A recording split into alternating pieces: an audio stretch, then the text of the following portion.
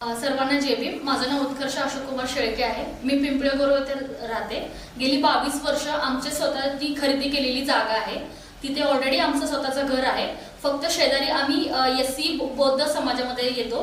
तर समोरची जी पार्टी आहे ती ओपन मधली येते। तर त्यांनी आमची 2 फूट जागावर होतं ते आता आम्ही कंपाऊंड बांधायला सुरुवात केली।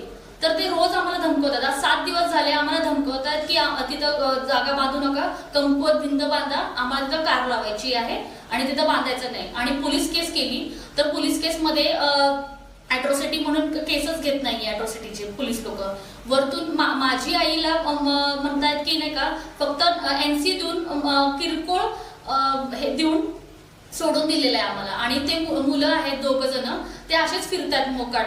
परवा दिवशी तर ते माझ्या अंगावर देखील आले। मी पोलिसांना सांगून सुद्धा की हा माणूस माझ्या अंगावर आला, 112ला कॉल केला, पोलीस आले, 2दा मी चौकीला पण गेले, सांगितलं, तरी पोलिसांचा नो रिस्पॉन्स आहे। मला कुठेतरी असं भीती वाटते की कुठेतरी मॅनेज झालेल्या आहेत सगळ्या गोष्टी।